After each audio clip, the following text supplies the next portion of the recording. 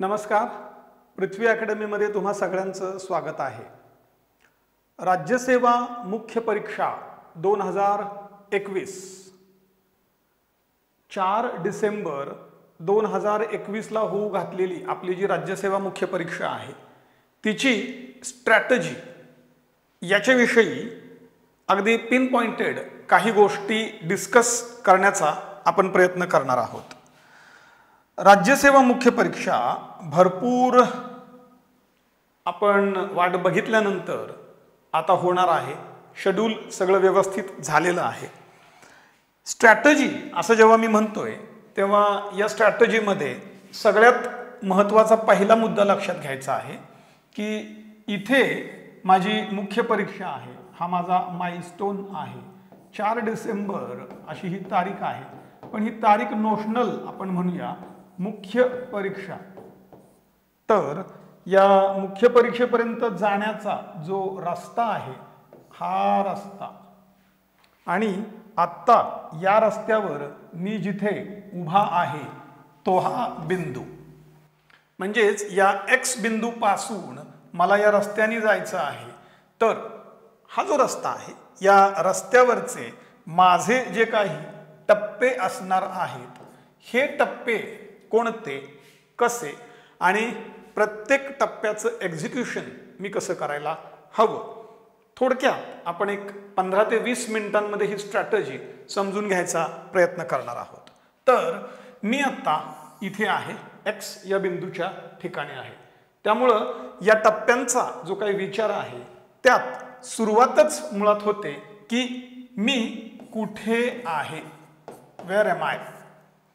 मी कुठे आहे असं जेव्हा मी म्हणतोय तेव्हा माझा जो GS 1, 2, 3, 4 चा सिलेबस, मराठी इंग्रजीचा रिटन आणि मराठी इंग्रजीचा जो ऑब्जेक्टिव्ह याचा असणारा जो सिलेबस आहे, त्या सिलेबसच्या तयारीमध्ये त्यातून मला मार्क्स मिळणं याच्या लेवलमध्ये मी आत्ता नेमकी कुठे आहे हे, आणि तिथून मग 4 डिसेंबरची जी माझी मुख्य परीक्षा आहे त्या दिवसापर्यंत मला पोहोचायचं आहे. मी आत्ता कुठे आहे असं जेव्हा आपण म्हणतो तेव्हा बऱ्याच वेळेला आपल्याकडून असं केलं जातं की माझ्याकडे विषय आहे GS 1, GS 2, 3, 4 इंग्रजी मराठी, समजा मी त्याला स्टार दिला, तर जनरली आपण काय करतो, याच्यात मी 60% आहे, याच्यात 50% आहे, याच्यात 30% आहे, वगैरे वगैरे. हे जे आहे ना, हे फसवं आहे. या ढोबळ गोष्टींना काहीही अर्थ असत नाही. मी एक्झॅक्टली कुठे आहे हे मला शोधायचं आहे. माझ्या तयारीचा जो पहिला भाग आहे त्या पहिल्या भागामधला काही वेळ मला द्यायचा आहे तो मी कुठे आहे हे शोधण्यासाठी. आणि मी कुठे आहे हे शोधण्यासाठीचं पहिलं सगळ्यात महत्त्वाचं जर माझं कुठलं टूल असेल तर माझा जो अभ्यासक्रम आहे या अभ्यासक्रमाचं विभाजन मला 2 गटांमध्ये करायचं आहे. हे करत असताना मी विषय आणि त्या विषयाचा घटक असं म्हणेल की सब्जेक्ट, आणि त्या सब्जेक्टचा घटक, विषयाचं रूपांतर घटकांमध्ये करणं. घटक म्हणजे काय? समजा मी इथं म्हटलं की इतिहास हा विषय आहे. या इतिहास विषयामध्ये घटक कशाला म्हणणार, तर वृत्तपत्रे असा माझा घटक असेल. तारयंत्र आणि त्याचा झालेला किंवा पोस्ट आणि त्याचा परिणाम असा.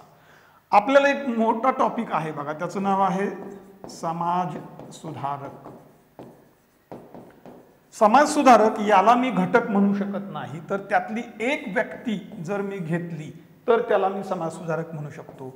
म्हणजे समजा महात्मा ज्योतिराव फुले असं म्हटलं तर हा एक घटक होतो. तेव्हा घटक याचा अर्थ युनिट. मला संपूर्ण सिलेबस जो आहे त्याची घटकनिहाय मांडणी करायची आहे. म्हणून स्वतः एकतर एक्सेल शीटमध्ये करा किंवा कागद पेन घेऊन बसा आणि हे जे घटक आहेत या घटकांचं लेखन आपल्याकडनं व्हायला पाहिजे. म्हणजे मी काय करायला हवं, एक समजा उदाहरणार्थ माझा भूगोल हा विषय असेल आणि त्याच्यामध्ये वातावरण म्हणजे काय, निर्मिती, घटना.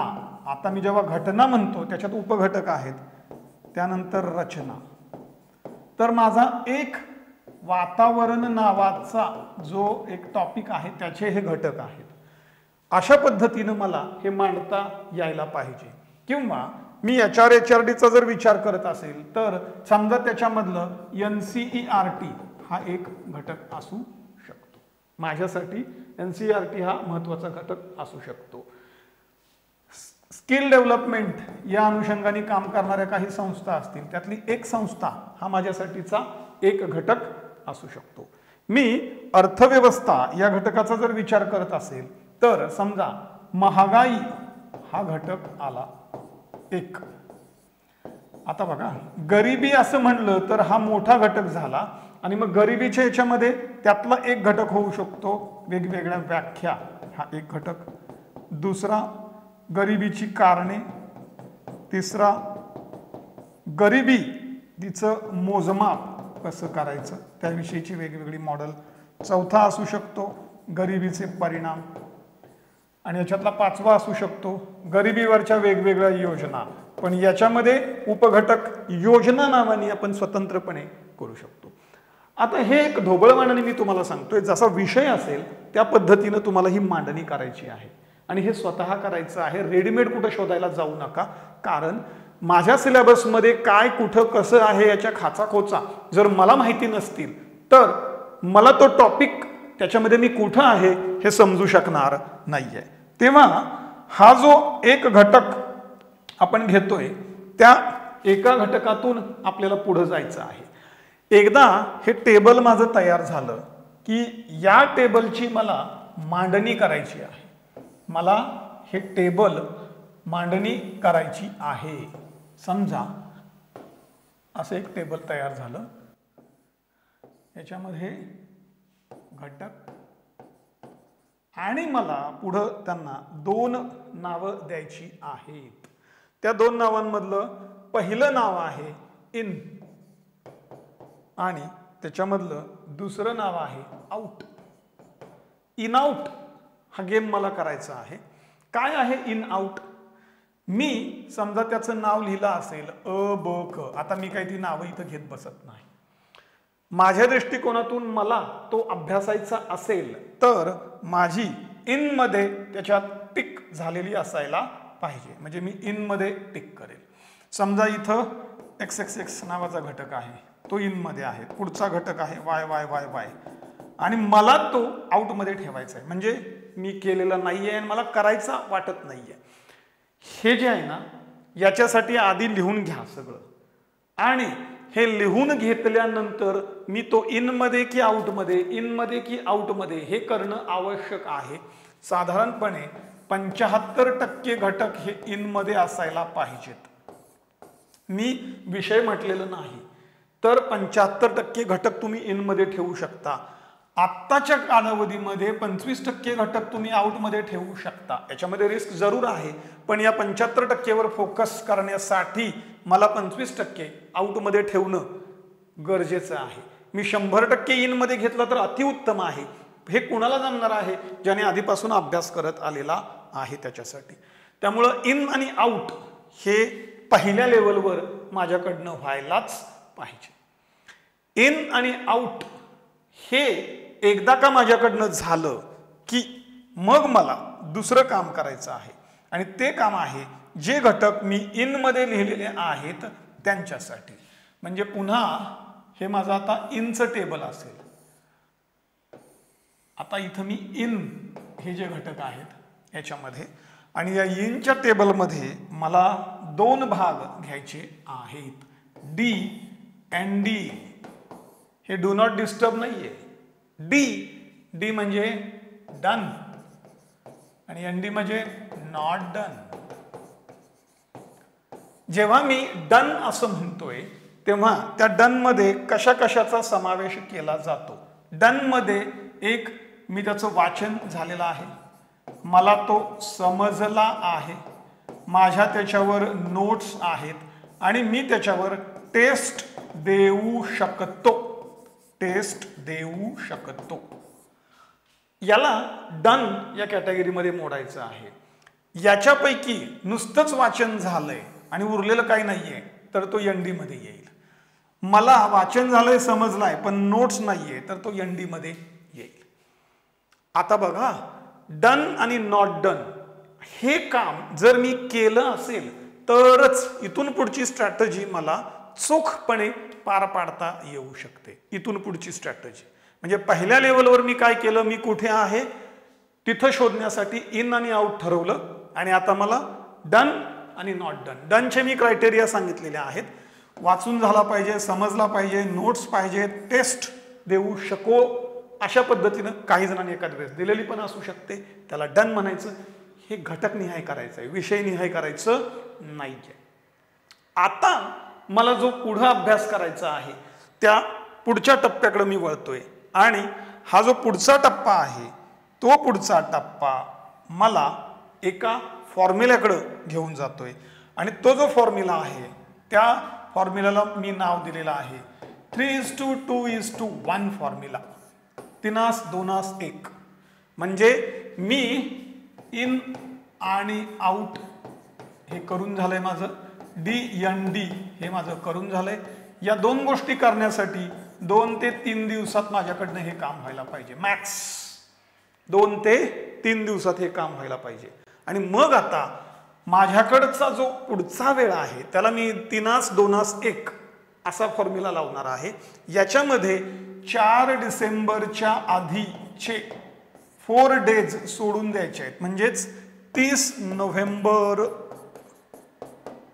नोव्हेंबर पर्यंत आत्ताच्या वेळेपासून म्हणजे हे 3 दिवस सोडून द्यायचे. आत्ता मी व्हिडिओ ज्या क्षणाला बघतोय तिथून पुढे 2 दिवस मला इन आउट आणि DND करायचं आहे किंवा 3 दिवस. 30 नोव्हेंबर पर्यंत माझ्याकडे जो वेळ उपलब्ध असेल त्याला 3:2:1 असा फॉर्म्युला. समजा माझ्याकडे 60 दिवस असतील तर 30, 20, 10 हे विभाजन आहे आणि ही आपल्या कामाची गेम असणार आहे. 30, 20, 10 म्हणजे 3:2:1. तुम्ही व्हिडिओ कधी बघताय याच्यावर अवलंबून आहे. मी 60 एक्झाम्पल घेतलेला आहे, रेशोवरून तुम्ही ते काढू शकता. म्हणजेच पहिला, दुसरा आणि तिसरा हे आहेत आपले टप्पे, हे पडाव आहेत आणि या प्रत्येक पडावामधनं आपल्याला पुढे जायचं आहे. आणि हे सगळेच्या सगळे जे पडाव आहेत ते कुणासाठी आहेत, ज्यांना आम्ही इन केलेलं आहे त्या इन केलेल्या टॉपिकसाठी आहेत. ज्यांना आउट म्हटलंय त्यासाठी नाहीये, त्याचा विचारही करायचा नाहीये. तर आता 3:2:1 या अनुषंगानं पुढे जात असताना आपल्याला विचार करायचा आहे. पहिला राऊंड असं आपण म्हणूया आणि या पहिल्या राऊंड मध्ये राऊंड 1 हा आहे 3 या प्रपोर्शन मधला. एक्झाम्पल साठी 30 दिवस. याच्यामध्ये करायच्या महत्वाच्या गोष्टी कोणत्या आहेत, कुठल्या कुठल्या गोष्टी केल्या जाणार आहेत माझ्याकडनं. यामध्ये माझ्याकडनं केली जाणारी पहिली गोष्ट असेल ती सगळ्याच विषयांच्या बाबतीत जे यन असतील म्हणजेच नॉट डन असतील त्यांचं रूपांतर मला डी मध्ये करायचंय. म्हणजे अर्धवट नोट्स काढल्यात त्या कंप्लीट करायच्या आहेत, वाचून झालेलं नाहीये ते वाचून कंप्लीट करायचं आहे. हे सगळं कोणाच्या बाबतीत करायचं आहे मी हे ऑलरेडी सांगितलेलं आहे, इन यांच्या बाबतीत करायचं आहे. नॉट डनचं रूपांतर मला डन मध्ये करायचं आहे आणि म्हणूनच मला हा 30 दिवसाचा कालावधी आहे. हे करताना मी एका दिवशी एक विषय करायचा का 2 करायचे का 3 करायचे माझ्या कम्फर्टवर. इथं मी हे अझम्पशन धरतोय की तुम्ही मिनिमम 12 तास काम करणार आहात. मिनिमम 12 तास डेडिकेटेड काम करणार आहात. या 12 तासांमध्ये तुम्ही कुठलाही पेपर घ्या. आता इथं मी पेपर म्हणतोय, मी विषयांचं नाव देत नाही. इतिहास, भूगोल, कृषी, HRD, पॉलिटी, कायदे, इकॉनॉमी, सायन्स असं मी काहीही म्हणत नाहीये, कारण ते फक्त घटकांची नाव आहेत त्याच्या अंतर्गत. तुम्हाला ज्याच्यामध्ये एनडी जास्त आहे क्रमाने जा कसंही जा, पण ज्याचं एनडी जास्त आहे ते डी मध्ये कन्वर्ट करायचं आहे. त्यामुळं पहिलं काम करायचं आहे जे एनडी आहेत त्यांचं रूपांतर डी मध्ये करून घेणं. तुम्ही आधी जर का डी जास्त केला असेल तर याला लागणारा वेळ तुलनेनं कमी असेल. याला लागणारा वेळ कमी असेल. पण हे एनडीचं डी मध्ये रूपांतर करावंच लागेल. नाही केलं तर या मेन्समधनं मुलाखत आणि पद या रेसमध्ये आपण मागं पडणार आहोत. त्यामुळे एनडीचं डी मध्ये रूपांतर करायचं आहे. त्यासाठी वाचन करावं लागत असेल तर सोर्सेस चांगले घेऊन त्यातनं वाचन झालंच पाहिजे, समजून घेतलाच पाहिजे. त्याच्यामध्ये महत्वाचा मुद्दा आहे माझ्या नोट्स या टप्प्यापर्यंत मला पोचता आलं पाहिजे. डी या क्रायटेरियाला पोचायचंच म्हणजेच त्याला मी एक विशिष्ट नाव दिलेलं आहे, रेडी फॉर अटॅक, RFA. हा कसला अटॅक आहे? परीक्षेनं तुमच्यावर अटॅक करण्याआधी तुमचा हा अटॅक असणार आहे. राऊंड 1ला टेस्ट सॉल्व्ह करायचे आहेत. म्हणजेच टेस्ट सिरीजचा पहिला राऊंड असा आपण म्हणू. त्याच्यासाठी RFA, रेडी फॉर अटॅक, यासाठी मी तयार होणं, एनडीचं रूपांतर मला डी मध्ये करायचं आहे. एकदा हे मी पेपर वाईज पण करू शकतो की एक पेपरचं मी केलं, मग मी त्याचं चाचणी दिली, दुसऱ्याचं केलं, मग तिसऱ्याचं केलं, मग चौथ्याचं केलं, मग अशा पद्धतीनं मला जावं लागणार आहे.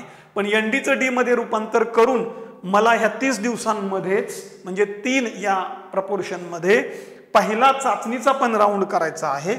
आणि हा जो पहिला चाचणीचा राऊंड आहे, या पहिल्या चाचणीच्या राऊंडमध्ये पहिली जी टेस्ट असेल, कॉम्प्रिहेन्सिव्ह टेस्ट मला सोडवायची आहे, टेस्ट सिरीज याच्यातला जो माझा पहिला राऊंड असेल त्यामध्ये मला एक टाइम लावून पेपर सोडवणे हे माझं टार्गेट पाहिजे. दुसरं याच्यातलं गोल पाहिजे की जास्तीत जास्त अटेम्प्ट करू शकलो पाहिजे. नुसत्या गोळ्या मारण्याचा अटेम्प्ट नाही तर अटेम्प्ट कशाला म्हणायचं, वाचलेला प्रश्न असेल त्यात मला कॉन्फिडंट वाटतंय आणि माझं उत्तर बरोबर येऊ शकेल असं वाटणं, त्या प्रश्नाच्या अटेम्प्टला मी जास्तीत जास्त अटेम्प्ट असं म्हणतोय. म्हणजेच माझा अभ्यास त्या टॉपिकचा चांगला असेल तर मी अटेम्प्ट करू शकणार आहे. म्हणजे जास्तीत जास्त अटेम्प्ट माझ्याकडनं व्हायला पाहिजे. हे टेस्ट देतानाचे क्रायटेरिया आहेत, पेपर सोडवणे आणि वेळेत जास्तीत जास्त झालं पाहिजे. हा माझा पेपर सॉल्व्ह करून झाला. एकदा या राऊंडमध्ये माझा पेपर सॉल्व्ह करून झाला की या राऊंडमध्ये, पहिल्या राऊंडमध्ये मी जी चाचणी दिलेली आहे तिच्याकडनं माझ्या अपेक्षा काय आहेत ह्या मी मांडलेल्या आहेत. आता तिचं मूल्यमापन करायचंय आणि हे फार आवश्यक आहे. पहिल्या राऊंडमध्ये मूल्यमापन केलं आपण तर बरोबर कुठले चुकीचे कुठले हे झालं प्रायमरी लेवलवर. तेव्हा इथं मी लिहितो राईट आणि इथं लिहितो रॉंग. अजून एक गट आहे ज्याचं नाव मला इथं लिहावं लागेल, नॉट अटेम्प्टेड. याने प्रत्येक प्रश्नाच्या जवळ जायचं आणि त्याच्या शेजारी मला 3 अक्षर लिहायचे आहेत, राईट, रॉंग, नॉट अटेम्प्टेड लिहायचं आहे. आणि मग माझे राईट किती आले, रॉंग किती आले, नॉट अटेम्प्टेड किती आहेत हे बघायचं. मार्कांवर जास्त जाऊ नका, इतरांशी तुलना तर करायचीच नाहीये. याला एवढे पडले, त्याला एवढे पडले, सर माझं कसं होणार, एवढेच कमी पडतायत, सगळं बाजूला ठेवा. पहिला राऊंड आहे, या पहिल्या राऊंडमध्ये हे क्लासिफिकेशन करून घ्यायचं आहे, राईट, रॉंग आणि नॉट अटेम्प्टेड. पहिल्यांदा मी जायचं आहे नॉट अटेम्प्टेड या क्रायटेरियाकडं. तर का अटेम्प्ट करू शकलो नाही हे मला शोधायचं आहे. मग याच्यासाठी मी म्हणेल की मी हे थोडंसं बाजूला ठेवतो आणि नॉट अटेम्प्टेड जे आहे, जे NA आहे आपल्यासाठी, का अटेम्प्ट करू शकलो नाही तो प्रश्न स्वतःला विचारायचा. उत्तर वेगवेगळे असू शकतात. नंबर 1 माहित नाही, म्हणजे मला त्या प्रश्न कुठून आला हेच कळलं नाही. नंबर 2 अर्धवट माहिती. नंबर 3 कॉन्फिडंट नव्हतो. अशी वेगवेगळी कारणं मिळू शकतील. आता माहित नाही, सोर्स माहित नाही का सोर्स माहिती होता पण मी केले नाही, मी केले नाही. अर्धवट माहिती तर मग उरलेली कुठे आहे ती का माहिती नाहीये. कॉन्फिडन्स नव्हता तर का नव्हता, तर याचं उत्तर पुन्हा इथंच मिळेल तुम्हाला. बघा आता माहीत नाही, मला सोर्स माहिती नसेल तर तो माहिती करून घेणे, पण त्याच्यासाठी आटापिटा करायची गरज नाहीये. एखाद्या सोर्समधनं नाही आला असेल, मला माहिती नसेल, ठीक आहे.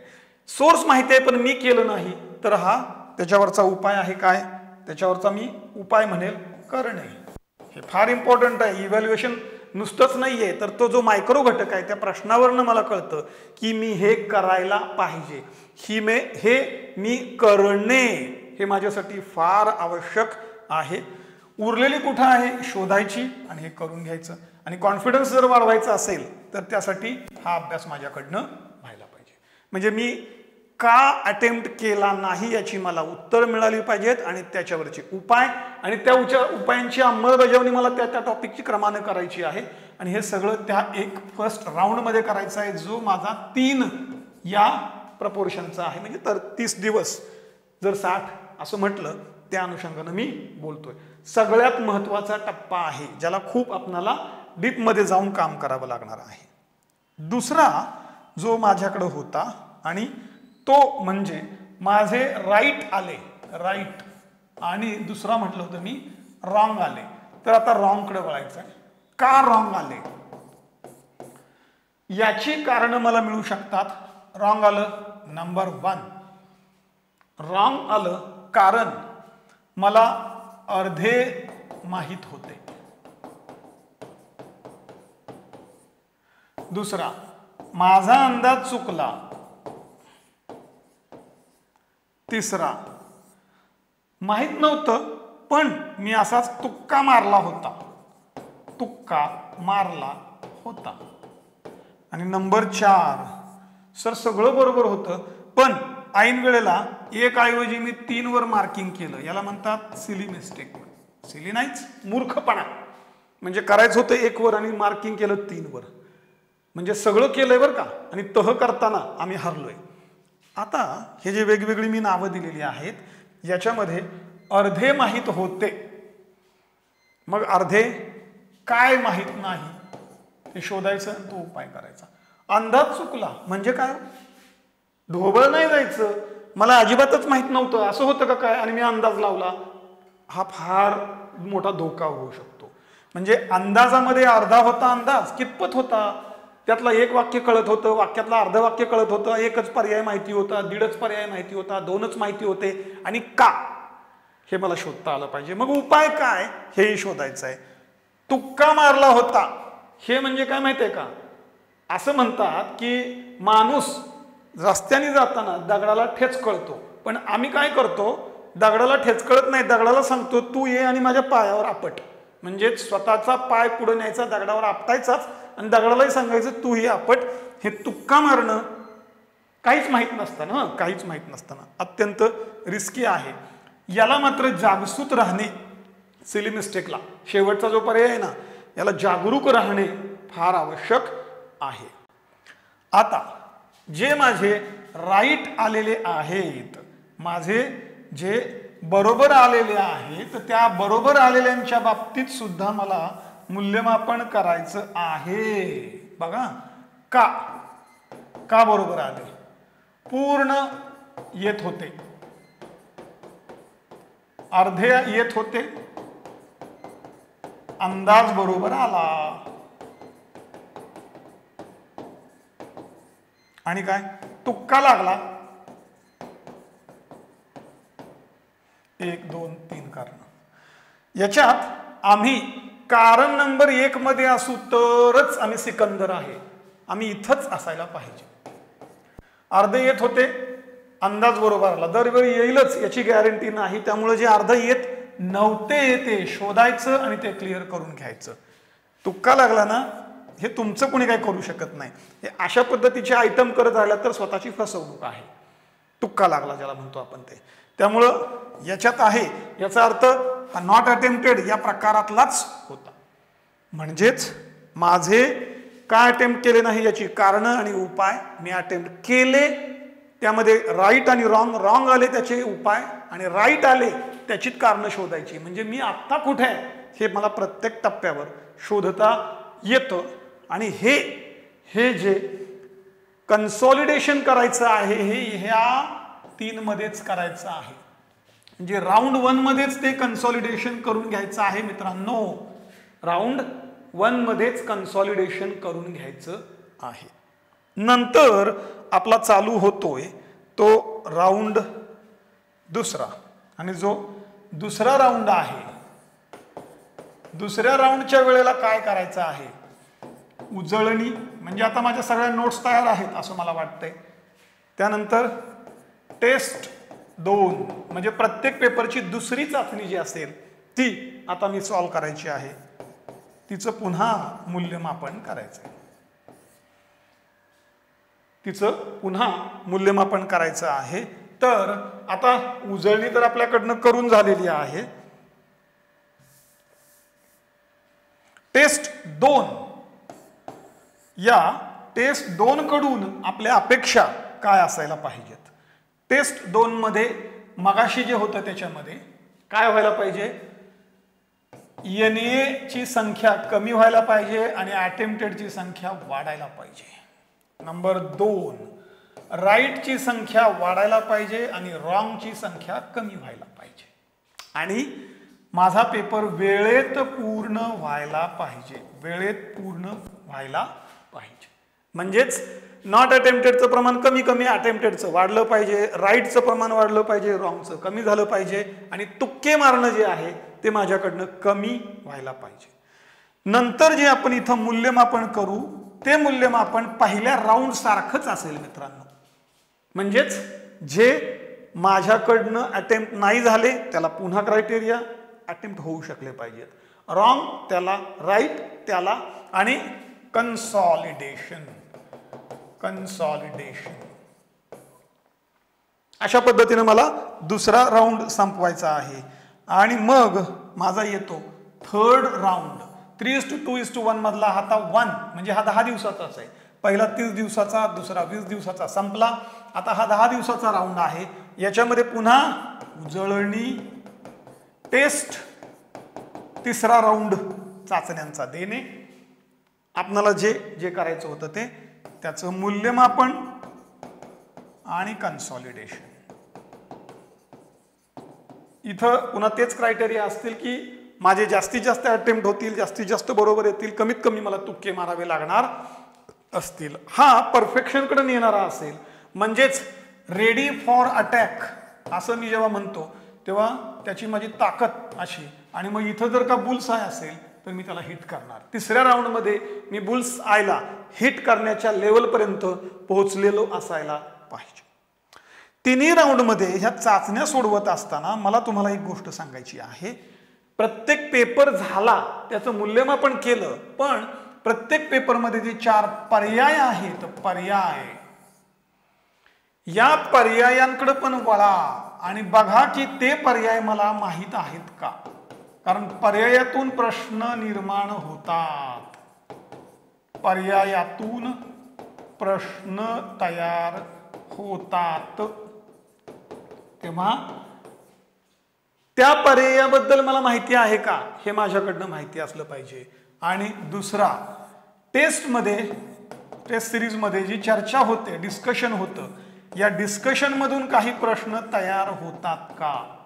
कायम जागरूक असायला पाहिजे आपण, कायम जागरूक असायला पाहिजे. प्रश्न तयार होतात का. तिन्ही राऊंड करत असताना मी काढलेले जे मुद्दे आहेत, या प्रत्येक मुद्द्यावर काय प्रश्न येऊ शकतो, काय आता काढायचे नाहीत हाताने लिहून, पण काय येऊ शकतो, काय येऊ शकतो असं ब्रेनस्टॉर्मिंग सतत माझ्याकडनं व्हायला पाहिजे. तेव्हा 3:2:1 हा फॉर्म्युला जो आहे अत्यंत महत्वाचा. त्यातले 3 टप्पे आपल्याकडनं चाचण्या देऊन तयार, बुल्सआय, हिट. याच्यामध्ये आता काही मुद्दे जे आहेत त्याच्या अनुषंगानं त्यातला पहिला महत्वाचा मुद्दा आहे तो म्हणजे करंट अफेअर्स. याचं काय, आपल्या GS 4 पेपरमध्ये 2 नंबरचा मुद्दा आहे त्या त्या विषयातील अद्ययावत चालू घडामोडी. अद्ययावत चालू घडामोडींचा अभ्यास विद्यार्थ्यांनी केलेला असणं अपेक्षित आहे. इतिहासामध्ये तुम्ही म्हणाल चालू घडामोडी कुठं आहेत. आजपासून समजा 2020 ची परीक्षा आहे तर 50 वर्षे मागं, 100 वर्षे मागं, 150 वर्षे मागं जा, घटना व्यक्ती शोधा. मी एक हिंट देतोय तुम्हाला.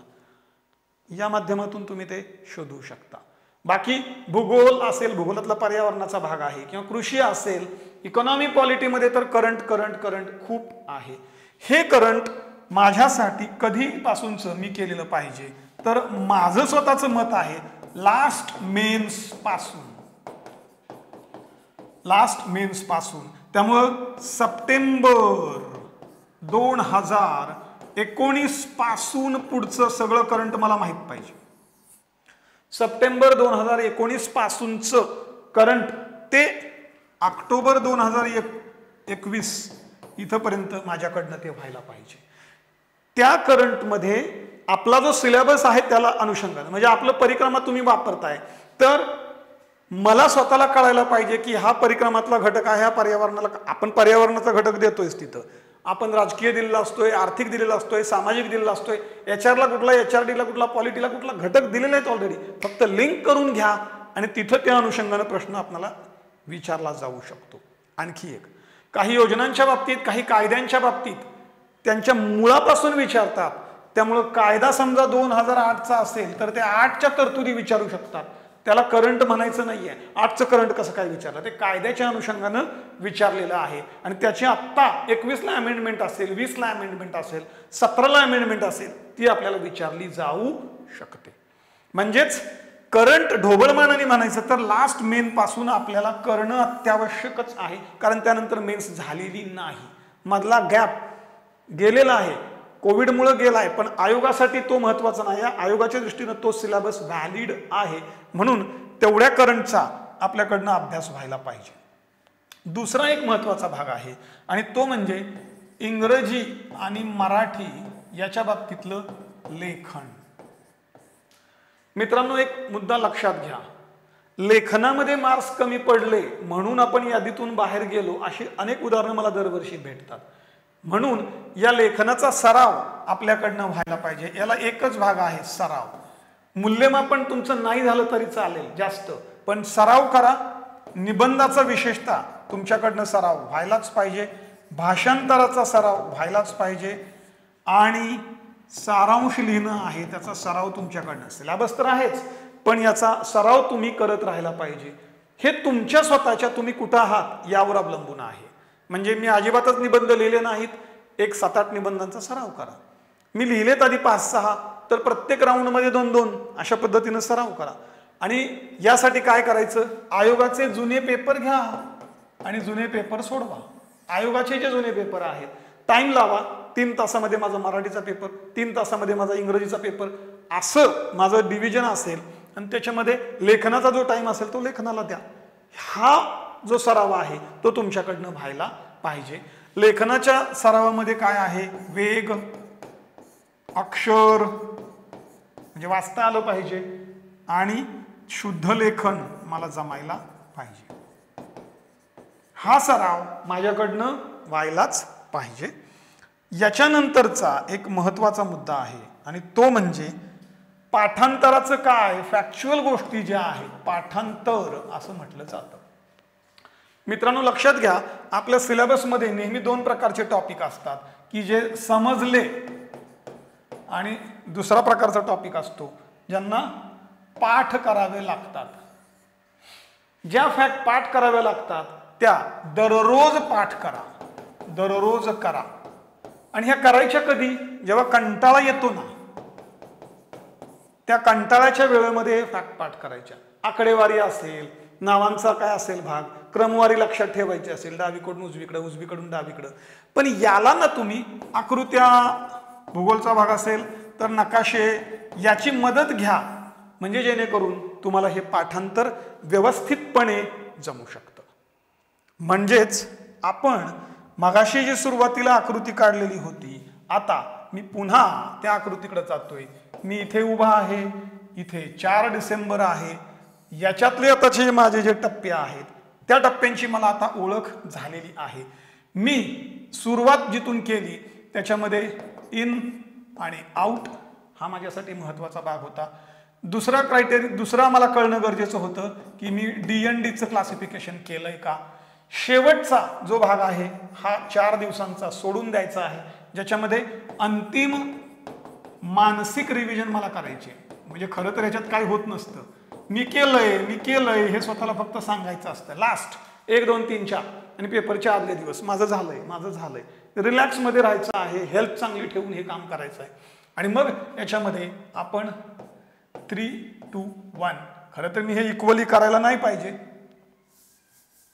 रेष परत काढतो मी. 3 2 1 या अनुषंगाने आपल्याला विचार करायचा आहे.